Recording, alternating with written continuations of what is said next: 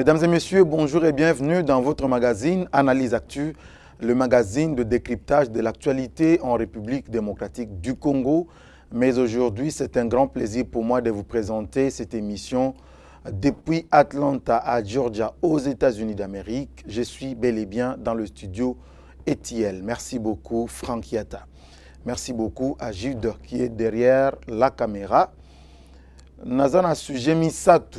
On a décortiqué les lots pour Nabino parce que Nayoki Namboka Kuna Nakishasa Ezako Sala Pendama Makelele.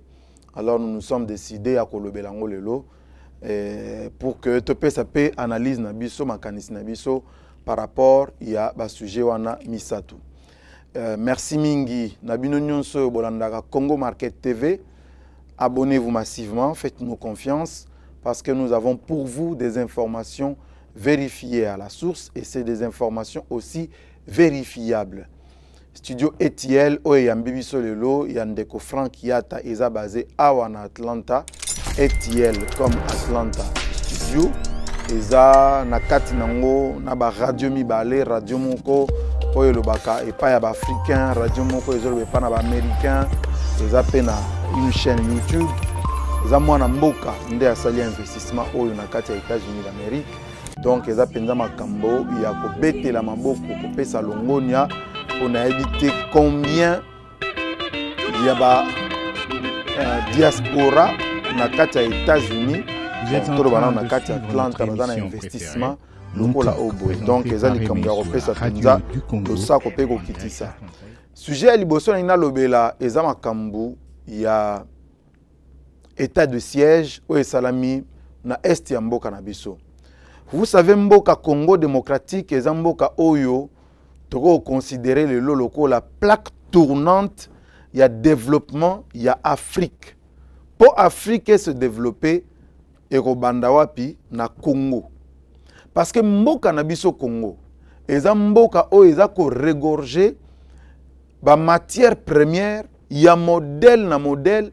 Pas seulement la matière première, mais la matière première stratégique. Oyo lelo mokileza nango posa pour développer industrie à mituka, pour développer industrie ya téléphone, ya informatique, bref, la matière wana stratégique eza na mboka na biso République démocratique du Congo. Ce qui signifie que Mboka na biso eza au centre ya ba convoitise ya bikolo ebele ya mokili. O eza tout à fait normal. Il est tout à fait normal que ba français, que ba américain, que ba chinois, ba russe, ba allemand, ba nyonso baza na posa ya koya et pas na biso na Congo pour na kozwa matière première parce que toza ko faire partie ya mokili, toza en vase cloté, toza batu moko ba kangami na kati ya nzungu mo boyete, toza ko faire partie ya bikolo ya mokili. Ce qui signifie que bikolo ya mokili ekoya na Congo pour na koluka matière première, pour na ko faire fonctionner industrie na bango. Baza na posa ya cuivre, baza na posa ya cobalt, baza na posa ya ceux qui payent uranium pour na bateau balingi bitumba pour na kolagisa puissance na bango. Nyonso wana eza na Congo. Mais maintenant le problème eza biso ba congolais. De quelle manière biso toza ko se comporter par rapport ya bateau bazoya na mboka na biso pour na koluka matière première. Bitumba oyo ndongwi na est ya mboka kuna plus de 20 ans. O bato bakufi plus de 6 millions de morts na kati ya Congo mingi na est ya mboka. Mais eza likambo ya gestion, ya ba ambition ya bikolo ba paya, bikolo ba voisin na biso bazanzinga nzinga. Parce que to yebaki yango que guerre o ezaki na est ya mboka bitumba ezaki ko sila te na est ya mboka. Ezaki financé entre autres et pas ya ba pays lokola ba Rwanda, ba Uganda wana ba Burundi, bazaki ko financer ba groupe armé. Mais lelo ba pays wana etiki makambo ko financer ba groupe armé et bimi na makambo wana. Mais maintenant, qu'est-ce qui se passe? Le cas de na kati ya financement, il y a un groupe armé. Ba koti maintenant na deal ya sika, on va commencer na Congo. Et ça deal nini? Et ça deal ya crime économique. Ba crime économique, ils ont se commettre na Congo. Ozomo na ke pays, le la Rwanda. Au kuti ke baza ba producteur ya matière quelconque te. Baza ba producteur ya cobalt te na mabele na bango. baza ba producteur ya coltanté. Mais au côté que bazo compter bango lokola ba deuxième importateur ou exportateur ya coltan. Mais azu yango wapi? Bazo zwango na mabele ya Congo démocratique. Pourquoi on a évoqué l'aspect économique? C'est pour dire que bitumba otozan nango na est ya mboka na biso. Eza pas seulement bitumba oyo ezo concerné ba na mboka, mais eza bikolo ba paya. O baza na posa ya matière première. Pour basala ba téléphone, pour basala ba ordinateur, baza na posa ya matière première oyo uta na Congo parce que matière wana yango nde litaka contre appareil chauffé te, pour appareil chauffé te, ordinateur chauffé te, téléphone chauffé te, ba na posa matière wana ezo uta 90% na Congo. Mais sikoyo bato na au lieu baya basala ba contrat moko na moi ba signé ba contrat na gouvernement congolais bango bazako ya bazoya na ndenga molili bazoya na ndenga butu baye ba financer batu ba groupe armé baye ba tchemwa moto na kati ya mboka ba tumbi ba bomi batu et tchemwa vuya pendant ce temps bango bazo bimisa matière première na Congo et sali que ba mbula batu bazo kufa na Congo mais ba konjo to zaki na bango kala bazako mona nyonso wana, mais je sais pas qu'est-ce qui se passait en réalité. Est-ce que bazaki na kati ba deal wana pour na ko se retrouver derrière ba exportation wana illégale ya matière première à Congo ou qu'est-ce qui s'est passé? Question mark. Mais maintenant administration Tshisekedi yeye. Leur administration Tshisekedi yeye ba lobi pour na ko sukisa makambo ezo sala ba tuerie oyo komaki lelo na niveau moko insupportable. Bazo boma bato lokola banyama bazo pasola bato mabumu bazo kata bato bite na nzoto bazo zongo bazo tiango na ba réseaux sociaux traumatisme modèle wana.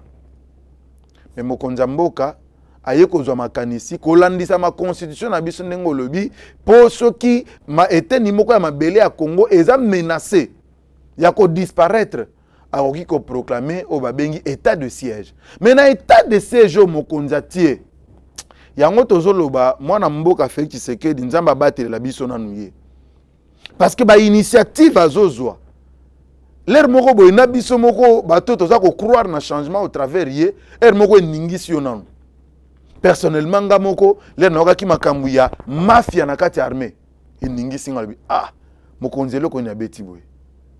Mais comme na pesa ye confiance nandimelaka ye ngai nandimelaka le président de la République Félix Tshisekedi nandimelaka ye.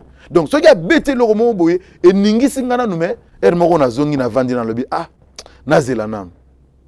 Et la bêté le mafia na kati armée na yoki ki ça c'est pelimoto non ndenge na koloba boye mokonza mboka mubimba armée na ye moko ado chola armée na ye ndenge nini boye. Est-ce qu'il vous souviendra que ngana sali ba émission pour na koloba que entre autres solutions il y a crise sécuritaire na est ya mboka na biso ezali kambu ya ba force combattante on va benga la puissance de feu. Puissance de feu, il y a une armée ba yeba kango na nombre ya ba militaire ba yeba kango na nombre ya bibundeli baza nango pour le lot za soki 4e na Afrique ba Rwanda wana baza soki ba 30e musika na biso biso toza de loin liboso na bango. Mais maintenant je disais na analyse nanga ya 6 mois passés ba 1 année passée, je disais que la solution entre autres na est ya mboka na biso eza présence armée na ba territoire ya est ya mboka. Même ce au katisi bato bakendaka na ba Congo okuta que tu vas traverser des territoires et des territoires, peut-être monika ka 2-3 policiers à Pamba. Ba militaire bazat effectivement ba militaire ba tchaka bango ba place oyo ezana bitumba. Donc ene musika mingité. Alors le président arrive, il dit, il dénonce la mafia na kati armée. Et ningisi biso tout. Njokanda yebi makambo azolo. Yango nazo bisa batu, tata wana yebi, il sait ce qu'il fait, il connaît. Nous avons pour une fois la chance d'avoir un président qui connaît ce qu'il fait. Oui, il connaît ce qu'il fait. Era bete loka mafia wane ningisi Congo et ningisi batu nga moko pe et ningisa kinga. Mais après l'air na yoko yoka, biso to yebika que ba soda na est ya mboka, basi ba koma 23 000. To koma na 23 000 hommes na est ya mboka. Curieusement, L'air mokonzi akei. Et comme il est à kofuta solde ya ba militaire. L'air à kofuta solde ya ba militaire bande konanga vous avez suivi. Baluka 23 000 hommes, 23 000 hommes bazo monana te. Batu ba komi 5 000, tiba mati ba komi 10 000. Mais 10 000 wana eza auto yebaka kala, kala kuta zaka 10 000, zaka 11 000 hommes. Parce que depuis l'administration Kabila, on a 11 000 hommes qui combattent les groupes armés et les forces négatives dans l'Est Yamboka. 11 000 hommes. Mais Mokonzakei, Bafouti Batu, Bafouti Batu, Bafouti Batu, Bafouti Batu, Batu Basili, combien? 10 000 hommes. Mais Mbongo et Yaka, il y a 23 000 hommes. Mais 23 000 hommes, wana, Bakewapi. Mbongo et Batindaka pour les 23 000, il y a l'Ikolo wana. 13 000 et que n'arrive pas ya nani. Ceux qui batindi ba dotation en termes ya ba sokoto, batindi ba botine, batindi ba armes pour 23 000 hommes. Ba servir 10 000 hommes. Si ko o ya 13 000 hommes wana et que ndaka wapi. Ndora ki mokonza bi likambuya mafia biso nyonso to uni. Mais ayeba ke lo razoloba. Donc l'air nga nazo analyser makambo, je me dis kaka biso moko ba congolais nde toza na clé ya développement ya mboka na biso. Clé ya développement mboka na biso za na maboko na biso. Bande konanga na tamboli na mboka oyo États-Unis. Façon na moni autorité oyo policier aza nango. Bon, na mona ki ba militaire toza ko tamba na ndeko Frank Yata, to moni bango bazaki na moi manœuvre na bango ya bazo tambola na kati ya mboka, moi visite ya ba site tout ça. Nde na moli ba militaire penza awawa depuis na nazo mona bango te na mona nde police. Autorité police aza nango bande konanga.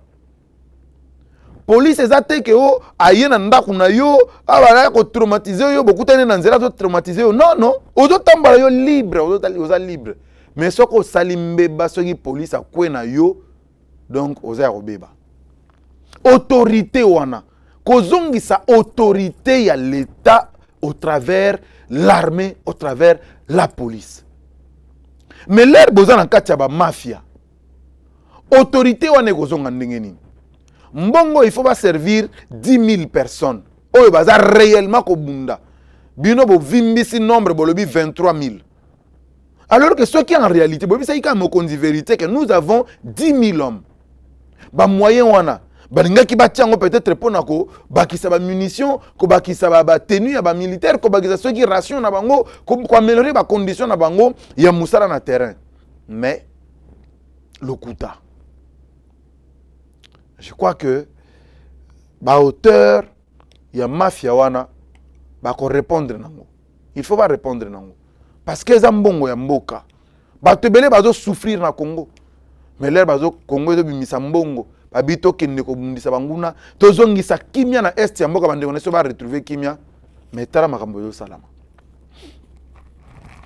Sujet ami balé eza makambo ba jeep. Ba jeep oya ba député et sali makele le belé bande konanga. Nous avons le choix en tant que peuple. Il y a qu'à décider sur ce que nous voulons réellement de notre pays, de nos institutions et de ceux qui travaillent, des animateurs de nos institutions. Nous ne pouvons pas avoir des députés clochards. Ça ne nous élève pas. Autant nous avons un président de la République, obazo lengela bazo pesa ba soignonso, cortège na ya malonga, mitu kazo tamba nango ya malonga. Même ceux qui ont vendu dans la ndako moko ndenge moko nangai ngana za ndako ya 3 chambres, salon, salle de bain, cuisine. Président de la République peut azape na ndako ya 3 chambres, salon, salle de bain, cuisine. Un président modeste, ça il faut le dire. En Afrique, na biso ibaza combien? Mais et le qu'on a zoloba awa. Ezaya oyo biso to lingi image biso to lingi que mokili ezalanango sur notre pays. C'est vrai que nous sommes dans un pays où makambo nyonso eza prioritaire. Nyonso eza urgence. Kolia ya batu eza urgent. Na olobela makambo kolia wana. Soins médicaux eza urgence. éducation eza urgence, transport eza urgence, na lobela makambo transport. Mais nyonso wana nous devons nous décider to loba OK, eza neti boza na kati ya ndako. Bozo sala choix. Boza na ndeko na bino moko, boza bino nyonso bana boza par exemple 5 enfants. Mais boza na ndeko na bino yenda kendaka abimaka akende ko luka. Pona lokumu a famille. Soki boni boti na ndeko na bino wana na feti. Akende ko représenter famille na feti. Donc boko tikeka akende changa. Non. Boko luka ke abima bien à la propre à la chic. Pourquoi? Parce que malgré bobola na bino, malgré passe na bino, mais le quoi kende pas ma voisin, il faut présenter image moko ya bien. Exemple mususu. Bozo ya mbaba pa yananda kuna bino. Malgré bobola na bino ata na mboka na ba village na biso. Ceux qui bozo ya mba mupaya, basala kanini. Boko kende pas ba voisin, bo défi kiti. Bo défi ebonga. Bo luki ata bo défi kopo amaya komela, bo défi kutu ata sani kibakuli bo défi. Po mupaya yebo ya mbaye na ba condition ya bien. Pourquoi to sala ka yango? Parce que boza na posa ya batu ya libanda baza na image ya bien. Il y a famille na bino, il y a village na bino, donc muto kende na image ya bien. Ça se passe comme ça dans le village na biso. Ponga na tanga na village. Mais maintenant, nous avons les députés nationaux. Oyo baza représentation ya peuple, c'est comme ça qu'on les appelle, ce sont les représentants du peuple. Bangonde bazo représenter biso.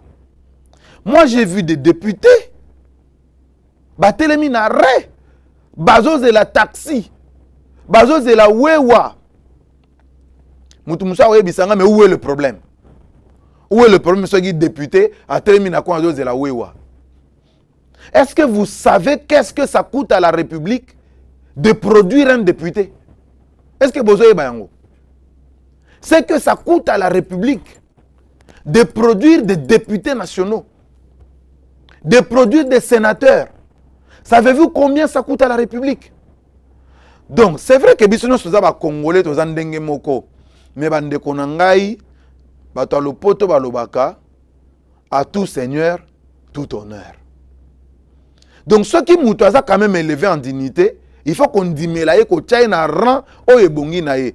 Bon, ngana nga député te, mais bande ko na baza ba député, ton dimela bango ke baza ba konzi ya mboka, il faut qu'on paye sa bango dignité. To kon dimate ke député na biso, atambola na vélo, atambola na wewa. Atelema na coin de la taxi de la 207. Après to bina bino o député na biso. Bato bikolo musu bazo tala biso. Bande ko Brazza bazo tala biso. Bande ko Sénégal bazo tala biso. Sans parler na ba pays occidentaux. Donc ça c'est une paire de manches. Mais habitude de Outiwapi, il y a ressemblé à député Mituka. Na ben ngona nubongo entre guillemets. Ressemblé à député Mituka entre guillemets. Mais outil depuis 1+4, est-ce que vous avez ba extrait pour la Congo ezalaka nanouté avant 1+4 députation o ezalaka géré par Yandeko Olivier Kamitato. Vous vous souvenez encore? Bazoaka ba extrait. Mais Mituka wana e uta wapi? Ezaki na mbongo nani? Awa wanga naza na États-Unis awa. Nazo mona même mwana muke azana mutuka na ye. Ba facilité wana ba pesi peuple américain mutu nyonso azana mutuka na ye. Awa naza wana Atlanta awa. Donc soko tamboli mituka nde mituka. Mituka nde mituka. Alors, ba député depuis législature ya Olivier Kamitato. Ba pesa ka bango toujours mituka. Mais mituka wana bazwaka ngo ndenge nini? Ba futa ka ngo ndenge nini? Ba futa ka yango na dotation oyo ba pesa ka na Assemblée nationale. L'Assemblée nationale a une dotation. Assemblée nationale eza ko jouir na oyo ba bengaka autonomie financière, c'est-à-dire ba institution jouissaka na autonomie financière, neti présidence de la République, Assemblée nationale, Sénat. Ba pesa ka bango mbongo na bango, soki ye soki pe 23 millions, ba pesi bango. Baza na autonomie financière, c'est-à-dire ba ko décider ndenge ba ko gérer mbongo na bango. Bango nde ba ko décider. Mais maintenant mbongo wana, soki baza na posa mituka ba ko sa ndenge nini, ba ko s'adresser à une banque. dans le but toza na posa ya kozwa mituka mais toza na mbongo sur place te toza na mbongo na maboko te toza na mbongo na caisse na biso te mais tala mbongo ba député national bafutaka ye mbongo autant par mois tantôt na yoka soki 6 000 soki pe 13 000 na yebi montant penza te mais je crois ils ont entre 6 000 na 10 000 dollars américains bande konanga mutu aza na salaire ya 6 000 dollars pose à crédit à mutuka et le ko empêcher. C'est comme ça que ça se passe partout au monde. Alors, bah député, bah souscrire. On ne commande pas 15 jeeps, non, on commande 500 jeeps. 500 voitures parce que nous avons 500 députés pour éviter la discrimination. 500 voitures. Mais les 500 voitures, moto ko remplir formulaire alobi ngayoyo député national Diony Kaninda naza na salaire na ngai 6 000 dollars mais souscription na ngai na lingi par rapport ya ndenge bopesi ndenge bokokatela mbongo OK je suis d'accord que boba na kokata ngai par exemple 800 dollars par mois naza na 5 ans na mandature oyo et boba na kokata ngai soki 800 soki 300 soki 1000 dollars soki 1200 tindenge bokosilisa tindenge na osisa nyongo na ngai ça se passe comme ça mais mbongo wana l'air bazo kata député national bazo reverser yango na banque oyo e préfinansaki pona achat ya mituka bazo kata député bazo tinda yango na compte ya banque wana pour que banque et reprendre ba droit na yango c'est vrai avec moi taux d'intérêt ça se passe comme ça partout au monde. Mais qu'est-ce qui s'est passé? L'air nga na tali makamboyo. Tito comme ndenge komi ya makelele wana, batu bakomo tia makelele. Moi je pense que Mota bimisaka proverbe ya koloba kwanga to tikela bateke azaki na raison. La communication na lobaka toujours et na loba ngo bandeko baseka ba lobaka meyo expression en ozu yango wapi. Hein? Pas si facile. La communication est pas si facile. Pas si facile est la gisinine. Communication est na ba kolo nango. Communication est na ba principe nango. Communication est na ndenge basale la kango. Mais bon, communication est salamaki na Assemblée nationale autour ya makama ba dipo ezalaki yango te. Ce n'est pas comme ça qu'on communique. Assemblée nationale n'est pas responsable ya makambo tokomo mona oyo. Assemblée nationale. Nengo mo bato comme tirer à boulet rouge au noté président de la République azumbongo wapi poisson ba député ba jeep. Non. Ce n'est pas le président qui a acheté messieurs. Le président de la République na qualité na ye ya garant ya bon fonctionnement ya ba institution. Ya stabilité ya ba institution. En tant que tata ya ekolo akoko tala alobi non non na moni ke ba député ba étudiant bazo souffrir mingi il faut pesa ba étudiant wifi donc président da ko bimisa mbongo na poche na ye aki asombi ba routeur aki asombi ba futi ba satellite et tout pour pesa ba étudiant connexion. Non, ce n'est pas comme ça. Le président il peut donner des instructions. Mais ba service habilité, ba service oyo attitré, ba ngonde ba koye ba mbongo ya kosala musala wana ekouta côté nini. C'est comme ça que ça se passe. Mais seulement dans un environnement moko oyo bato yo baza contre ba action ya changement au président de la République azo sala. Baza na pona ko luka une petite bête noire quelque part, quel que soit makambo azo sala, quel que soit domaine azo sala, trouver une petite bête noire. La communication n'a pas été bien menée. Mbongo ezoute pas président de la République. Le président a donné instruction parce que c'est depuis Janine Mabunda que ce projet existe. Mais va vendre la yango. Le président a dû donner des instructions. Comme Azako pesa yango pe depuis c'est les yagouli. Mais Azako vendre la dossier. Le président a donné des instructions. Nde omoni makambo salami ndenge salami wana. Coup de chapeau. Ba député Nabiso bazo mériter mieux. Il mérite mieux. Na koti na ba débatté o akomaki député ndenge nini ba député o ba ya cour constitutionnelle o ba député ya boyina boy asa député azo mérité yango na osoki sana dossier ya makambo ya économie ya prix ya biloko bande konanga naza ko bisabino depuis ba semaine auto le cas ba ami du changement ndeko David Mukeba ndeko Christine Kaninda ndeko Emi Justine losako na yo ndeko Rachou Olembe losako na yo bandeko nyonso ba ami du changement bandeko Landry bandeko DG nani bon boze beli ba ami du changement bino nyonso losako na bino naza ko yebisa bandeko nyonso bazolanda Congo Market TV. Abonnez-vous s'il vous plaît, abonnez-vous à Congo Market TV. Koluka Diony Kaninda te kende koluka Congo Market TV. Je disais aux gens, au moins une spéculation autour il y a prix à biloko. Il y a quelque chose qui se cache derrière. Le lobo ndi melinga. Na yebisa kibino, vous allez voir ba prix à biloko kokita. Il y a 3 semaines que je faisais des émissions comme ça, je disais ça.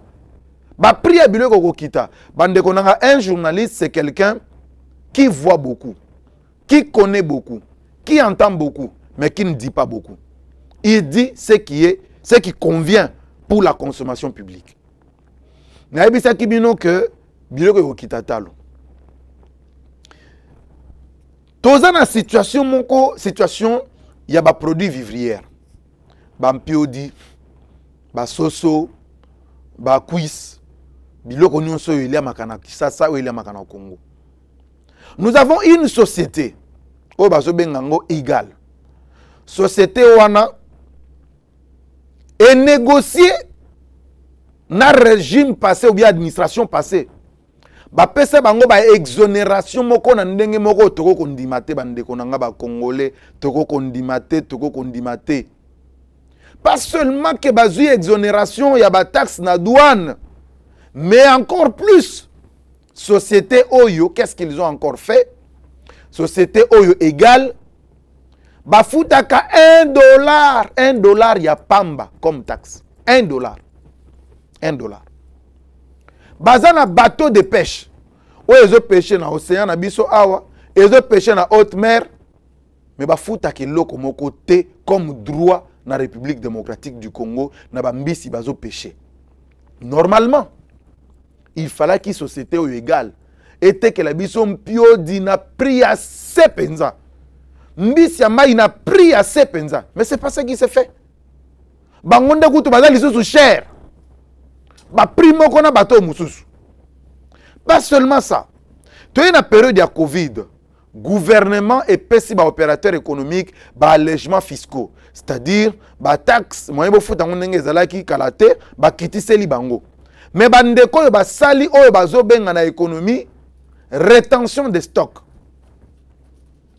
Alors par exemple na ba stock na ye ya mai ya Swista. Azwi stock nyonso atindika ngo na mbandaka atika mukie na Kisasa. Bala moko bouteille ya mai et matitalo. Namonika baninga nanga ba journaliste komi mai 700 mai 1000 francs mai 1500 mais yango mai yo bazolo ba 1700 oyo mai 1000 francs mai 1500 oyo eza mai yo wapi nzokande ba société wana bazo travailler na ba lobby na bango na baninga na bango o bazo filer ba information pa ya baninga musu ba journaliste on a ko otanga ba kombote parce que eza musana bango bazo sala. Bazo pesa bango ba prix wana no bon semaine to beta ngo 700. Bazo me ma peuple n'asphyxie. Peuple aina mokonzi mboka. Mais cette administration vient de Dieu. Ba timbeli ba jeu wana. Nde omoni ba bengisi ba opérateur économique yo yaka. Mpio dio somba ngo na Namibie. Kuna eza na combien? Batali ote na somba kango $8. Bon, taxe c'est là combien? Batali taxe. Oh ce qui $1 ya boye. Taxe msonini. Oh ya boye. Batali. Normalement carton ya mpio dina Congo ekoko leka $10 te. Mais mauvaise foi ya batu. Congolais lingi congolais te. Mais Dieu merci. Le gouvernement a ouvert l'œil. Oh non, nous sommes dans une économie libérale, tout ça. Ce n'est pas le gouvernement qui doit fixer le prix. Non. Le gouvernement a le devoir d'assurer au peuple congolais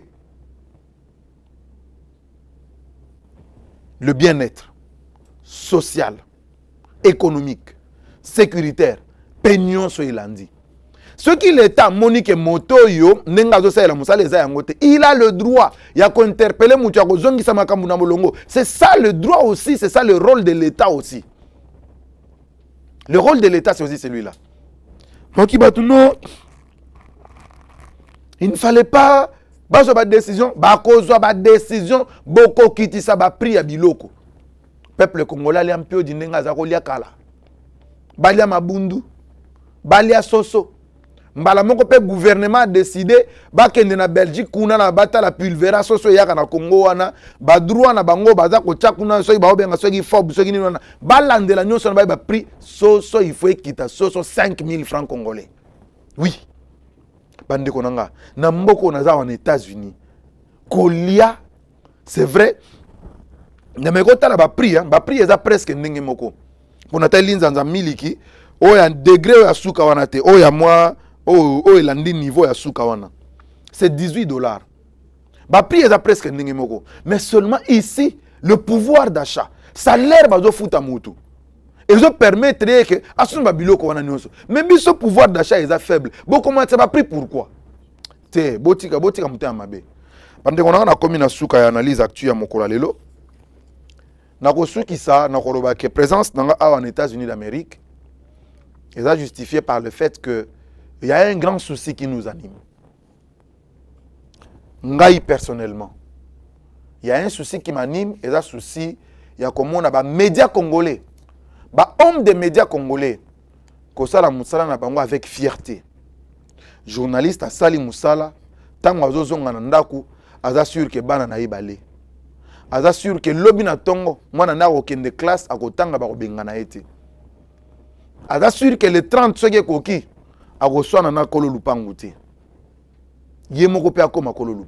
c'est les soucis qui m'animent. N'habitez, souci on a ce qui pèse et pas à Batubele. Alors j'ai essayé de parler avec des amis journalistes. Bah Christian Bossembe, bah Israël Mutombo, bah Israël Moutala, bah Joël Kadendanga, bah Dou Jésus Beledou, bah Patrick Eyale, bah Pascal Oonje, bah Bandekonyon Soana, bah Lila Chilombo, bah Bandekonyon Soana, bah journaliste. On a essayé de parler, nous avons créé un panel de journalistes, communicateurs institutionnels. Tu créé panel wana. L'air de créer panel wana. Nous avons parlé avec un collègue journaliste aux États-Unis. Il s'appelle Jean-Claude Kazadi. Jean-Claude Kazadi, il va me dire non mais tiens écoutez, nous pouvons faire des choses en faveur des médias congolais.